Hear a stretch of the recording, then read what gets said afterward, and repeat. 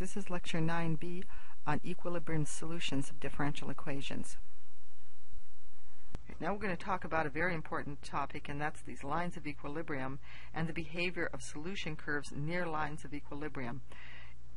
This is very important. The direction field, okay, they're a little hard to generate. They're more than a little hard to generate, and you can appreciate them. But these lines of equilibrium are really help you understand the solution. In fact, in some ways, they are more important than finding the functional form itself, or rather, they go hand in hand with that.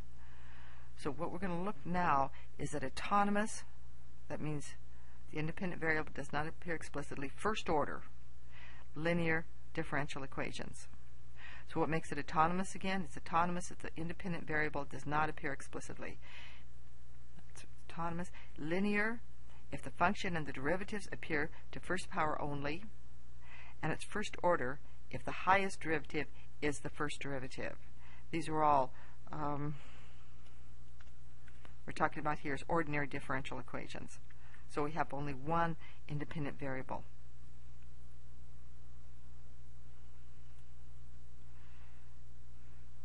Here's an example of such a differential equation. Autonomous first order linear ordinary differential equation. And this is the famous Newton's law of cooling. Now, Newton's law of cooling actually applies only to certain circumstances of cooling. I'm sure you studied that in physics, that it's really a very specific one. It doesn't apply to cooling in all situations, but we're going to study it here in detail because it's going to give us insight into equations, these type of equations. Here is Newton's law of cooling. T is the temperature as a function of time. So T is some function of little t. This is time, and this is temperature. TA is the ambient temperature. That means what we're talking about is the temperature of some object placed in a room, for example, or a tank, and TA is the ambient temperature, the temperature of the air around the object. Right? Now, the rate of change of the temperature of the object equals minus K times the difference between the temperature and the ambient temperature. Okay, why is this autonomous? It's autonomous because time does not appear explicitly. There's no t in this equation. No little t, rather, in this equation. It's first order because the highest derivative is the derivative of temperature with respect to time, the first derivative, therefore it's first order. It's linear because temperature and the first derivative, here's temperature, and here's first derivative, they appear to the first power only. We're going to study this equation now. For these autonomous first-order linear differential equations, the first derivative can be isolated. It's isolated so that the differential equation can be written as y prime equals some function of y. Here in this Newton's law of cooling, we already had this form. T prime, or dt by little t equals minus k times the temperature minus the ambient temperature. So the function of temperature is minus k times temperature minus the ambient temperature. We're going to use this form to find first lines of equilibrium and the behavior of the solutions near equilibrium. A line of equilibrium is a solution curve in which the value of the solution does not change. If the solution starts on one of these lines of equilibrium, it stays on it. Now, nearby solutions may approach this equilibrium, in which case we say they converge to the equilibrium line, or they diverge away from it. And again, as I mentioned earlier, this is valuable information about the solution. It's about as valuable as the functional form of the solution itself. Okay, here's what we're talking about. The red line in this case is this is your equilibrium.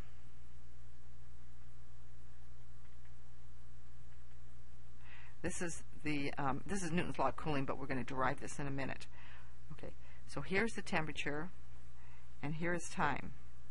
Notice that in this particular case, if the temperature starts at t equals 0 at 20 degrees, it stays at 20 degrees. This is would be the case that you took an object that was 20 degrees centigrade, and you placed it in a tank that was also, in which the air surrounding it is 20 degrees. Well, is the temperature of this object, assuming no other energy is added or taken away from it, is the temperature of this object going to change? No. everything around it is 20 degrees, it starts out at 20 degrees, the temperature of the object remains at 20 degrees, and that is what this red line indicates right here. Now the value of the equilibrium solution, in this case you started greater than your ambient temperature.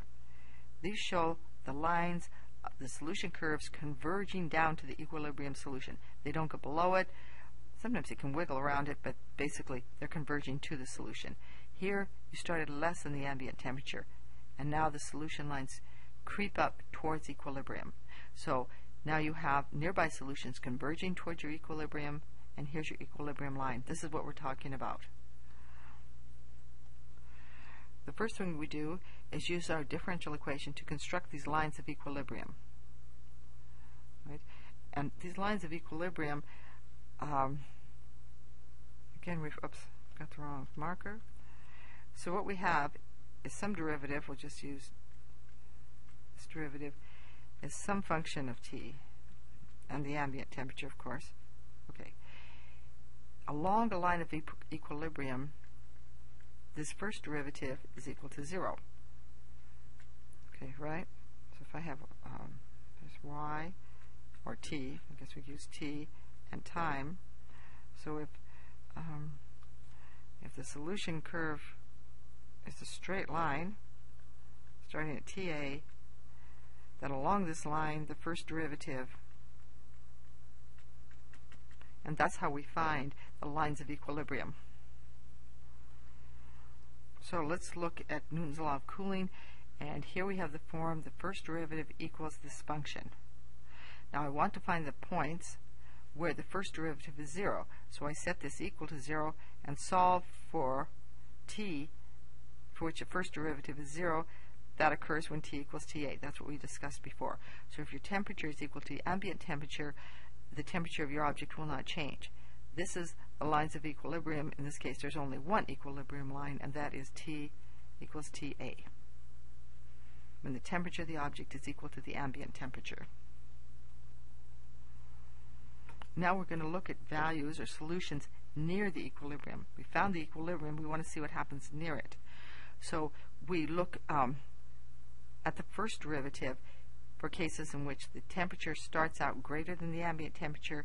Then we look at what happens to the first derivative when the temperature is less than. Well, one of these have to be less than. Let me fix that. Less than. Okay, so you start out either greater than ambient or less than ambient and see what happens. We can now take the second derivative and get more information. Remember what the equation is that we're dealing with. Here's the equation.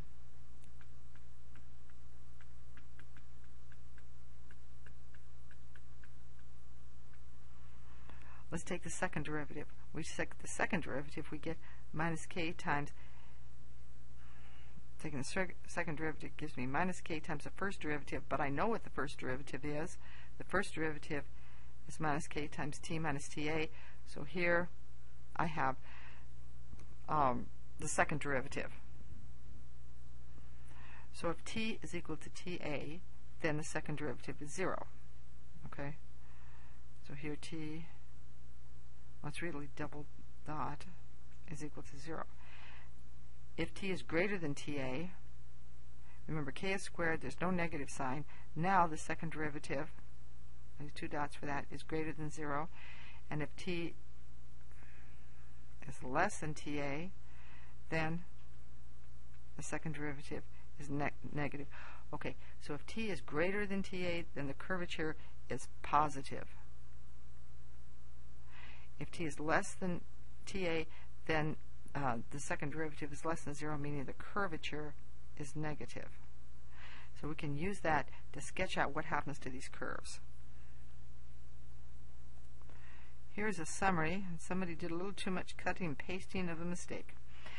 If the temperature is greater than the ambient temperature, then the slope is negative. But the curvature is positive. It's concave upward.